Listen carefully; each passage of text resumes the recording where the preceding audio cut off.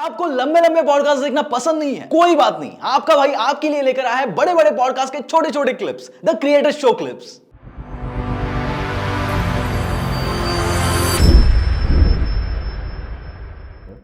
तो हम लोग अभी थोड़ा दूसरे टॉपिक पे आते हैं। मतलब अभी मार्केट में जो है NFT बहुत ज़्यादा बूम में चल रहा है।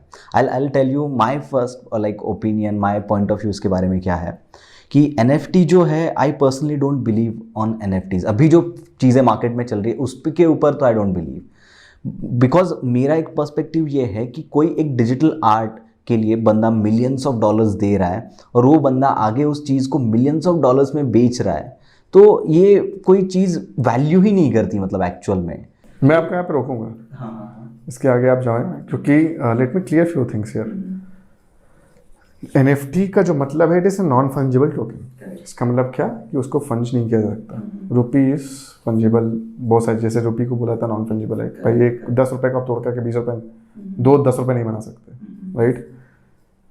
Art was one of the factor of NFTs, कि अगर आप उसके ओनर हो तो you are already owner of that NFT, which means nobody can just click the picture and make it the picture of their own profile, क्योंकि जैसे ही वो करेगा you can just trace that NFT back कि किसको belong करते हैं reality में, ठीक है। रही बात आर्ट की, तो art was a very premium class, used to be a very premium class into any economy. अगर Web2 की बात करो, कितने सारे पेंटर्स हैं, जितने लोग हैं, लाइक उनके जब शोज होते हैं they sell millions and millions of dollars. अगर वो बिक रहे हैं तो वाई कांट NFTs भी। बट यहाँ पे जो थॉट प्रोसेस जो चेंज करने की बात है, क्योंकि पहले ये दिखते नहीं थे लोगों को। पहले क्या आपको पता था कि कोई पेंट $1 मिलियन में बिक रहा है? मैंने सुना हुआ था, पर इतना ज़्यादा नहीं था डीप में कि आप डेली सुन रहे हो यही बात। तो एक होता है आपको कभी कभी सुनने को मिलेगा, एक होता है आपको डेली मिल रहा है सुनने को। तो जब कोई चीज़ आपको डेली मिलने लगती है सुनने को, तो आप कहते हो यार ये क्या हो रहा है, मजाक चल रहा है क्या? तो यहाँ पे एक माइंडसेट आता है कॉल्ड कलेक्टर्स माइंडसेट। जैसे मैं अपने अगर चाइल्डहुड की बात करूँ, तो हम लोग पहले WWE के कार्ड्स आया करते थे, तो हम टॉफ़ी वगैरह खाते थे या फिर कुछ भी खाते थे ना, तो हमें लाइक हम स्पेंड करते थे पैसे कि भाई मैंने 10 रुपये 20 रुपये दिए हैं और मेरे को लगता था कि इसमें से ना मेरा ये वाला कार्ड निकला है, ठीक है। और फिर उसके बाद अभी भी मैंने शायद जॉय करके एक बच्चों का अभी भी आता है एक टॉय खाने का कुछ ऐसा, मैंने देखा था मेरे नेफ्यू का है, तो वो उसको देखता है तो उसको ख़रीदना होता है। वो उसको खाने के लिए नहीं खरीदता, उसको एक के जैसा होता है, तो उसको जब तोड़ोगे ना आप, तो उसके एक साइड पे खिलौने होंगे और एक साइड पे खाने का होता है। और मैंने उसको लिटरली कितनी बार देखा है कि वो क्या करता है कि उसको लेता है, खोलता है, खाने वाला फेंक देता है साइड में, और जिसमें खिलौना आता है उसको खोलता है। समझ रहे हो आप मैं क्या कहना चाह रहा हूँ? तो NFT की जो वैल्यू है, इट इज़ नॉट अबाउट कि वो $1 बिलियन में बिक रही है। यहाँ पे value comes to the collective part of it, किसके कलेक्टर्स कैसे हैं। अब जैसे crypto punk, it was a pixelated art created by system, right. तो वो क्यों बिका? क्योंकि उससे बहुत सारे जो इनिशियल जो कंट्रीब्यूटर्स थे, वो they were able to connect themselves कि यार ये अच्छा लग रहा है, कूल सा लग रहा है, लेट्स बाय इट। तो वो let's buy it became more popular. फिर उसके बाद NFT कलेक्टर्स जो हो गए, जैसे अभी हार्ले डेविडसन इंडिया में जिसके पास होगी, तो उनका एक ग्रुप होता है। एक कार आप खरीदोगे, एक कार का ग्रुप होता है। जब भी उनकी लॉन्ग राइड जाती है तो वो ग्रुप वालों को बुलाया जाता है, राइट। तो it's a kind of showing the premiumness कि यार चल ठीक है ब्रो, इतना बड़ा लोग रहते, मतलब इतने सारे लोग हैं पूरी दुनिया में, हम किससे कनेक्ट हो सकते हैं। But with this approach you can just connect with the right mindset of the people, क्योंकि ये वही लोग खरीदेंगे जिनको ये चीज़ें अच्छी लगेंगी। So that is the reason that price goes high and doesn't goes down most of the times. Okay, but still I don't feel कि मतलब उन सब चीज़ों का वैल्यू इतना होना चाहिए कि जो एक डिजिटल आर्ट है उसका वैल्यू मिलियंस ऑफ डॉलर्स। ये भी समझना पड़ेगा कि जब आप किसी की वैल्यू डिफाइन करते हो, तो वहाँ पे demand and supply also plays a very vital role. But in digital way like you can create a kind of similar, और थोड़ा बहुत उसमें चेंज करके आप खुद डिजाइन कर सकते हो। यही तो यहाँ पे अब थॉट प्रोसेस की दिक्कतें हैं आप कर तो सकते हो पर वो वही नहीं होगा, क्योंकि उसका जो जनरेशन होता है, लाइक जब भी हम बोलते हैं किसी चीज़ की जनरेशन, जैसे कि वो बच्चा पैदा हुआ तो आप सिमिलर बच्चा क्या पैदा कर सकते हो कहीं और सेम एज इट इज़? नहीं कर सकते, क्योंकि इट्स अ डीएनए। तो ब्लॉकचेन में कोई चीज़ एक बार जनरेट हो गई, it has already created it's DNA. तो अब वो डीएनए आप रेप्लिकेट, हो सकता है कि टेक्नोलॉजी का इवोल्यूशन होगा, कहीं अब तो केमिकल बेबीज भी आने लगे हैं, बहुत सारी चीज़ें आती हैं, हो सकता है रियल में आदमी बना भी रहा हो, हमें भी नहीं पता। लेकिन अगर मैं लॉजिकली बात करूँ अभी के हिसाब से, जो जिसको मैं जानता हूँ, उसमें तो मैं नहीं देख पाता कि चीज़ें पॉसिबल हैं। आप कर भी लोगे, मान लो आपने कर भी लिया, but still you have a difference, because it is getting born two places, one place with different mother and other place with different mother, right? एक ही माँ से, मतलब ट्विंस हुए तो अलग बात है, लेकिन अलग अलग हुए ना, तो that is where the difference comes in the picture. आप कॉपी कर लो, जैसे मोनालिसा की पेंटिंग है, आप देख लो, आप गूगल सर्च करो, मिलेंगे आपको। क्यों नहीं कॉपी करके पेंट टांग लेते घर पे? क्योंकि आपको पता है कि इसकी पेंटिंग एक ही जगह पे है और वो वहाँ पे रखी हुई है। तो अगर कल को आप पेंट रख भी लोगे तो आपको घर पे आगे लोग देखेंगे, क्या बोलेंगे? डुप्लीकेट है। डुप्लीकेट है, राइट? तो that is where the value comes into the picture. So NFTs का फ्यूचर क्या होगा, लाइक व्हाट एंड इवोल्यूशन इसका कैसे कैसे होगा? सो एनएफटी को मैं एज अ आर्ट उतना सपोर्ट नहीं, मैं मतलब आर्ट में फेवर में मैंने अभी पूरी बातें बोली, अच्छी बात है, it's one of the use cases of the NFTs. पर जो मैं एनएफटी को देखता हूँ, I see NFT in a very different direction, कि आप ऐसे समझो कि जो चीज़ नॉन फंजिबल है ना, तो उसमें फ़ायदा क्या हो सकता है कि जैसे मान लो कि एक क्लासिक से एग्जांपल बताता हूँ आपको।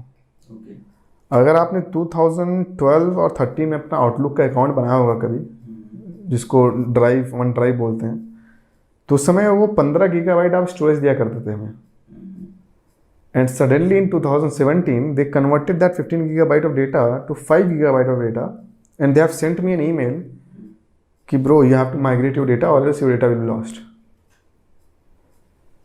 तो अब आप इसको ऐसे समझो कि अब मैं उनको जाके लीगली ये भी नहीं बोल सकता कि यार आपने तो गलत किया ये मेरे साथ, अब मैं इसके लिए तो, अब मैंने उस समय तो 15 GB डेटा डाल दिया था, अब मेरे को आप फोर्स कर रहे हो बेसिकली कि इसके लिए आप पैसे दो, नहीं तो मेंटेन नहीं करेंगे।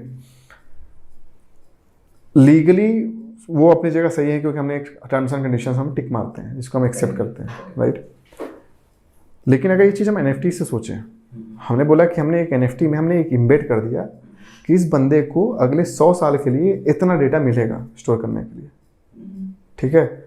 और जब वो एनएफटी को आपको मिला, आपने जो उसको पेमेंट दिया या फिर फ्री मिला, कैसे मिला, पर now that number is engraved into it and no one can change it.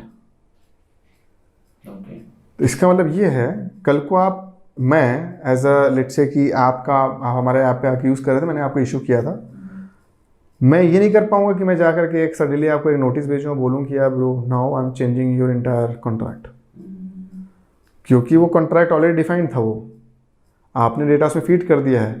Peer to peer communications contract पे अगर देखोगे तो P2P कम्युनिकेशन ऐसे होगा कि ये आपने एक सिस्टम डिज़ाइन कर दिया था जिसमें ये बोला था कि ये NFT डे क्या हो गया और आपको मैं इतना डेटा दूंगा, तो आप वो 5 साल बाद 10 साल बाद लेके जाओगे, वो आपको उतने डेटा देगा, क्योंकि उसको उसके बारे में नॉलेज नहीं है कि उसने वहाँ पे आपके लिए कुछ किया गड़बड़, राइट? उसके लिए अगर उसको करना है तो he has to upgrade lot of systems which becomes much costlier than maintaining this. तो वहीं पे एक और यूज़ केस आता है, और बहुत सारे यूज़ केसेस। इस फिरौन में अगर लें तो इस फिरौन में हमने एक नया यूज़ केस ये डाला था कि जितने भी डेवलपर्स हैं, जो भी डेवलपर्स हमें ऑनबोर्ड करेंगे, वही उनमें से जिन डेवलपर्स के पास ये हमारा जो NFT जो हम लोग लॉन्च कर रहे हैं, मतलब हम लोग जब तक वीडियो जाएगा आई डोंट नो तब तक लॉन्च हो चुका होगा, तो उसमें वो डेवलपर्स मेरे एप्लीकेशन को एक्सेस कर सकते हैं, ठीक है? It is a gated access.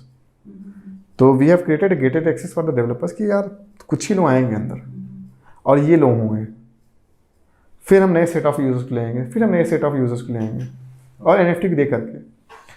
अब उससे फ़ायदा ये होगा कि लेट्स इमेजिन कि मुझे अपने नंबर्स ट्रैक करने कि यार कितने हमने डेवलपर्स किए, या फिर उन डेवलपर्स ने कितनी माइनिंग की, क्या नहीं की, नाउ यू हैव वन एक एंटिटी हो गई आपके पास, अब जिससे आप सारे उसके वैल्यूज अटैच कर सकते हो। तो इन दिस सिनेरियो, NFT वाले सिनेरियो में, क्या आपको डेवलपर का आइडेंटिटी चाहिए उसको अलाउ करने के लिए? नहीं, उसने ऑलरेडी आइडेंटिटी आपके प्लेटफॉर्म की यूज़ करके बना ली।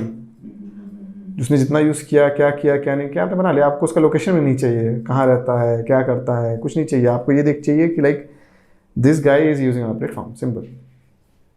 तो वो गेटेड एक्सेस दे दिया। उसके बाद हमारे अंदर, हम लोग क्या, इस फिरौन के अंदर ही NFT एज ए यूटिलिटी का जो यूज़ केस है, इट्स वेरी वास्ट। तो one of the utility we have is called licensing model. तो we issue a licenses based on NFTs।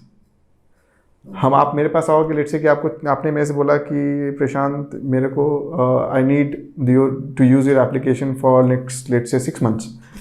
और मैं आपको बोलूँगा कि ठीक है, मैं आपको देता हूँ एक NFT, आप पैसे पे कर दो, या फिर जो भी लाइसेंस करना है आपको, मैं लाइसेंस इशू कर दूंगा। और जो लाइसेंस जो मैं इशू करूँगा, तो that license will get issued in NFT। अब उस लाइसेंस को लेकर के आप कभी भी यूज़ करोगे हमारा प्लेटफॉर्म, यूज़ कर लोगे।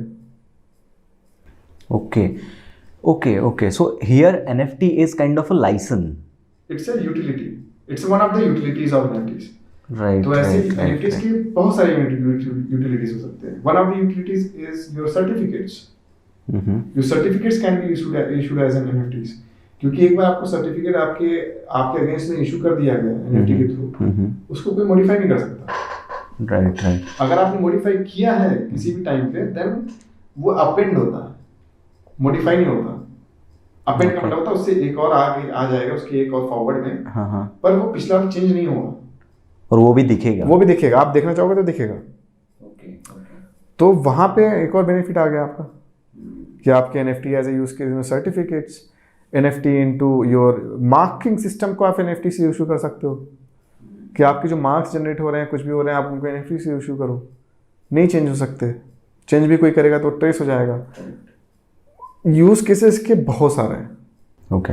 तो अभी जो मार्केट में यूज केस है, यूज केस नहीं बोल सकते, अभी जो NFTs है वो बहुत ज़्यादा इवॉल्व होने वाला है आगे जाके। Okay. It's utility is vast. अगर आपको ये कन्वर्सेशन पसंद आया तो पूरा पॉडकास्ट देखने के लिए यहां पर क्लिक करिए और ऐसे ही थॉटफुल क्लिप्स के लिए हमें सब्सक्राइब करिए।